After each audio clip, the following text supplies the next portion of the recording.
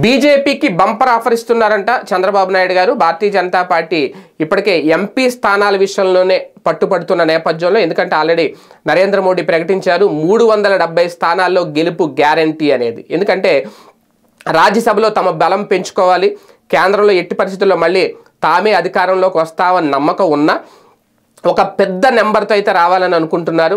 అందుకే పొత్తులో భాగంగా దాదాపు ఇప్పటికే 7 ఎంపీ స్థానాలు భారతీయ జనతా పార్టీకి ఇవ్వడానికి టీడీపీ సిద్ధపడింది అనేది. అందుకే జనసేనకి 3 ఎంపీ స్థానాలు మాత్రమే కేటాయించారు. అంటే ఇద్దరికి కలిపి 10 ఎంపీ స్థానాలు అనేది. ఇప్పుడు అవసరమైతే మరొక 3 ఇవ్వడానికి కూడా సిద్ధపడుతోందంట. మరొక 3 స్థానాలు ఇవ్వడానికి కూడా ఒక ఆఫర్ ఇచ్చింది అనేది ప్రధానంగా జరుగుతున్న ప్రచారం.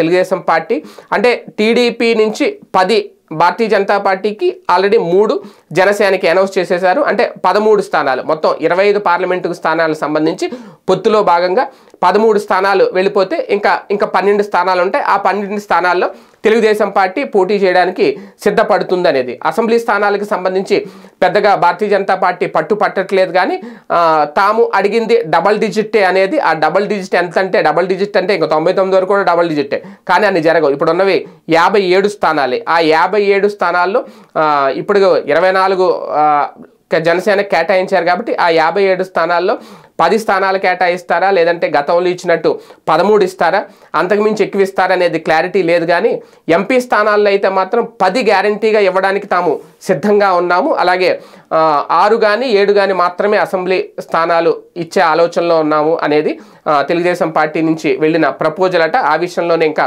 పెండింగ్లో ఉంది అనేది. మరి 10 ఎంపీ స్థానాలు అనేది బంపర్ ఆఫర్ అయితే వాళ్ళు ఓకే చెప్తారా?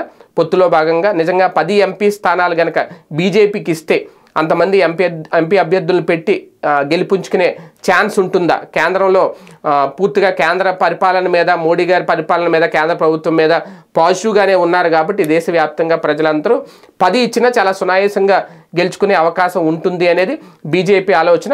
మరి ఏం జరుగుతుందో చూద్దాం.